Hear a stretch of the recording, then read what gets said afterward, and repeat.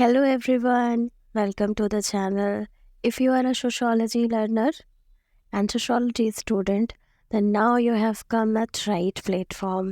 I am a sociology educator, university gold medalist. I will teach you sociology in a very easy and effective manner.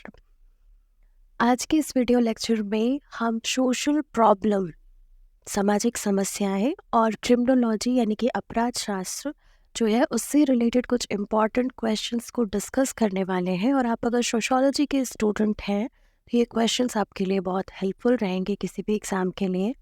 तो चलिए शुरू करते हैं। पहला question है, विचलन स्वयं समाज की संरचना एवं संस्कृति का ही परिणाम है, ऐसा किसने कहा है? तो पहले बता दूं कि विचलन क्या होता है। तो हम किसी भी समाज में रहते हैं तो समाज में रहने के लिए हमें कुछ बिहेवियर या व्यवहार के तरीके जो है या किस तरह हमें सोसाइटी में बिहेव करना है, हमें कुछ पैटर्न बताए जाते हैं। अगर दो लोग एक साथ रहना चाहते हैं तो उन्हें मैरिज का एक रिचुअल बनाया गया है, बट अगर आप उसको ना फॉलो करके अलग तरीके से कर रहे हैं तो वो उसे डेविएंट बिहेवियर कहा जाएगा, फॉर एग्जाम्पल। तो विचलन होता है आपका डेविएंस। ये जो स्टेटमेंट है, विचलन स्वयं समाज की संरचना और संस्कृति का परिणाम है, ये जो स्टेटमेंट है ये मर्टन ने दिया है। मर्टन ने स्पेसिफिक इसकी थ्योरी भी दी थी, उसे भी आप देख सकते हैं विचलन के लिए।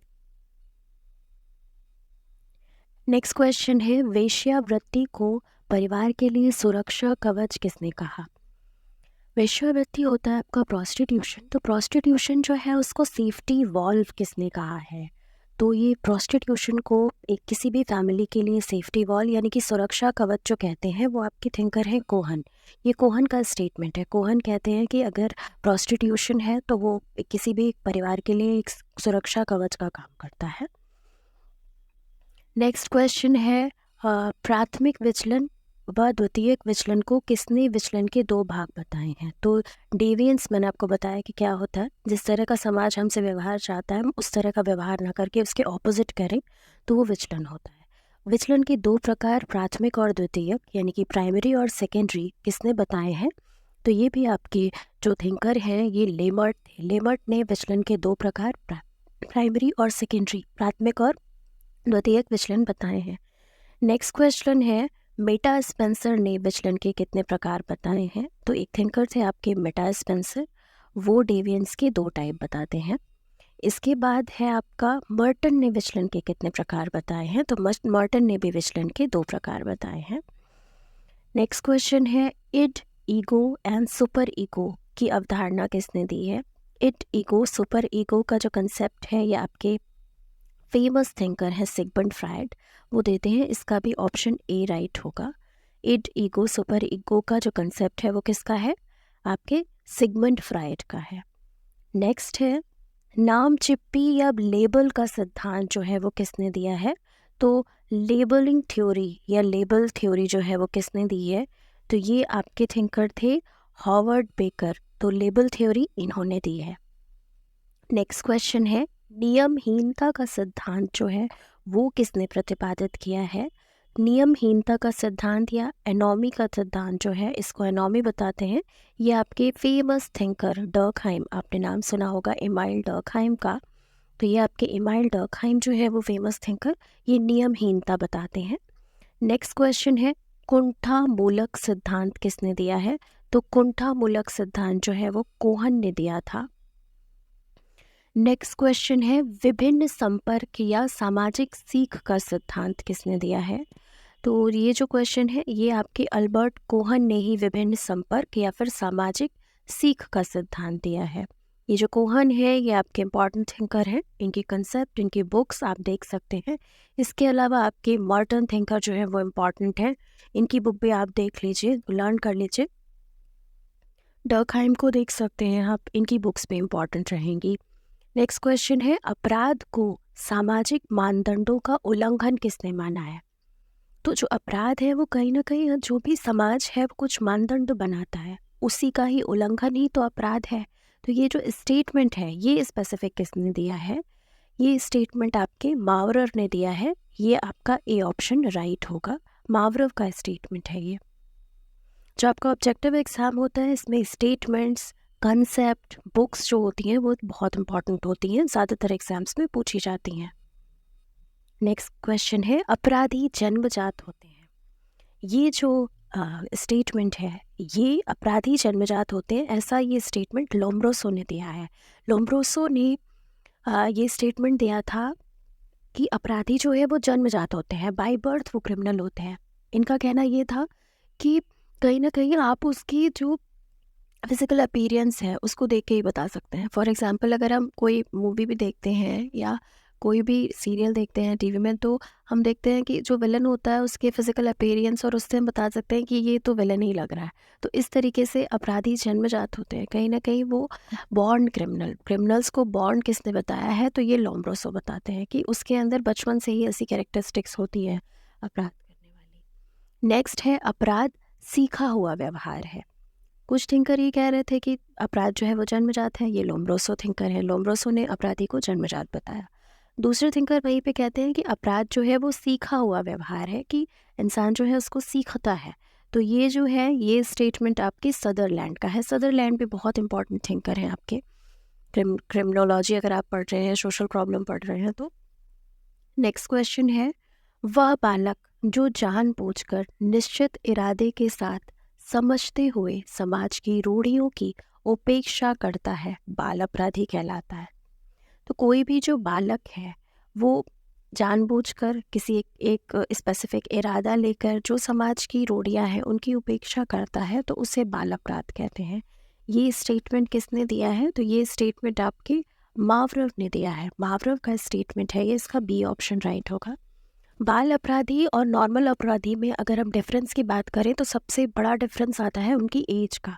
जो बाल अपराधी होते हैं वो आपके, जो हमारे यहाँ एज का क्राइटेरिया दिया गया है, जुवेनाइल जस्टिस एक्ट वगैरह आया था, वो भी आप देख लेंगे, इम्पॉर्टेंट है।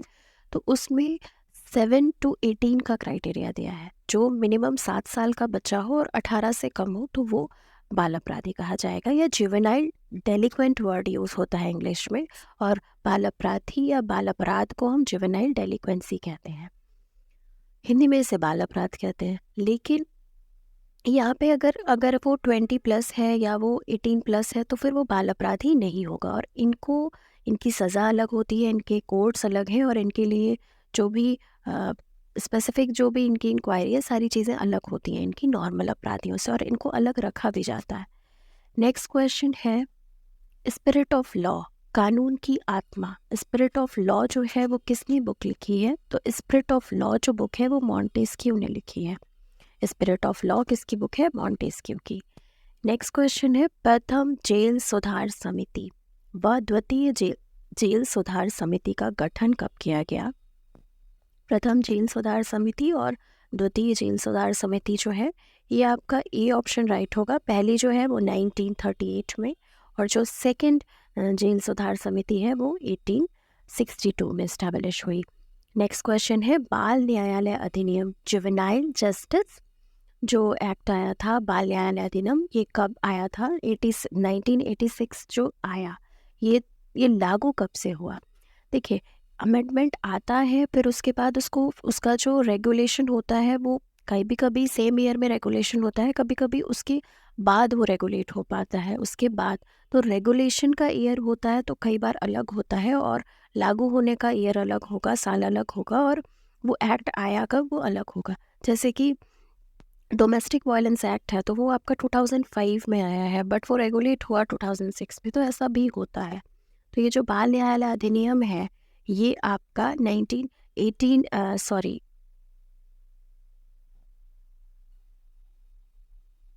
इस क्वेश्चन के आंसर्स में कुछ एरर है, तो इसे आप चेक कर लेंगे, इसे आप कैंसिल कर दीजिए फिलहाल के लिए, ये क्वेश्चन आप स्किप कर दीजिए। ये क्वेश्चन हम जो क्वेश्चन नंबर 17 है इसे स्किप कर रहे हैं।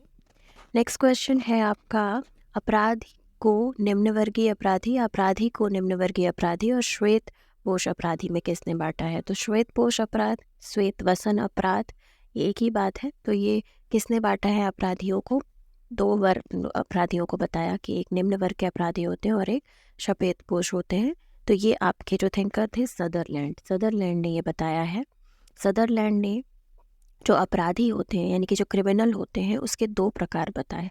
एक उन्होंने बताया कि वो निम्न वर्ग के होते हैं, तो निम्न वर्ग में तो आपके लोअर क्रिमिनल उन्होंने कहा, और श्वेत पोस्ट यानी कि जो वाइट कॉलर क्रिमिनल होते हैं वो कौन से होते हैं? तो वाइट कॉलर क्रिमिनल स्पेसिफिकली आपके सोसाइटी की हायर प्रेस्टीज के लोग, जैसे कि ऑफिसर्स हो गए, डॉक्टर्स हो गए, तो ये लोग जो है, पॉलिटिशियंस हो गए, ये लोग क्राइम करते हैं और अपने प्रोफेशन के ड्यूरिंग जो क्राइम करते हैं, तो ये श्वेत वसन अपराध या फिर श्वेत पोष अपराध में, और जो अपराधी होते हैं उन्हें श्वेत पोष अपराधी कहते हैं। ये कंसेप्ट जो है ये सदरलैंड का है।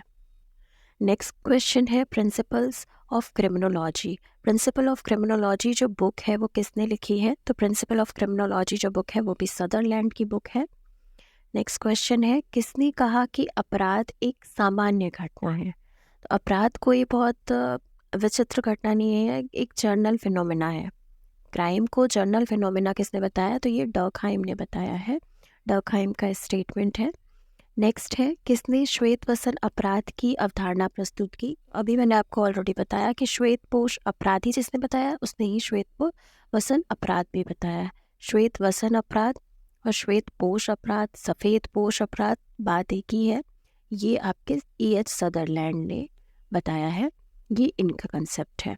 वाइट कॉलर क्राइम क्या होता है वो भी मैंने आपको बताया कि जो भी हायर प्रेस्टीज के लोग हैं, ऑफिसर्स हैं, डॉक्टर्स हैं, ये अपने अपने स्पेसिफिक जो भी एक ऑक्यूपेशन है उस ऑक्यूपेशन के ड्यूरिंग जो क्राइम करते हैं वो किस में आता है? श्वेत वसन अपराध में आता है। जैसे कि डॉक्टर्स हैं, वो गलत प्रिस्क्रिप्शन दे दें पैसे लेके, या वो पैसे ले रहे हैं प्रॉपर ट्रीटमेंट नहीं कर रहे हैं, तो इस तरीके की चीज़ें जो है ये श्वेत वसन अपराध। ऑफिसर्स हैं, वो गलत जानकर कोई गलत फाइल को इधर उधर कर दें, उस पर साइन कर दें, तो इस तरीके की चीज़ें जो भी होती हैं वो श्वेत वसन अपराध में आती हैं। इसमें आपके सारे उच्च परिस्थिति वाले लोग आते हैं। तो ये कुछ आपके इम्पॉर्टेंट क्वेश्चन थे क्राइम, क्रिमिनोलॉजी से रिलेटेड, क्राइम से रिलेटेड, सोशल प्रॉब्लम से रिलेटेड। आई होप आपके लिए ये वीडियो लेक्चर हेल्पफुल रहेगा। ऐसे ही और वीडियोस के लिए हमारे चैनल से जुड़े रहिए। चैनल पे फर्स्ट टाइम आए हैं तो प्लीज़ सब्सक्राइब कीजिएगा। वीडियो पसंद आया हो तो प्लीज़ लाइक कीजिएगा। Thank you so much for watching. Keep learning, keep watching.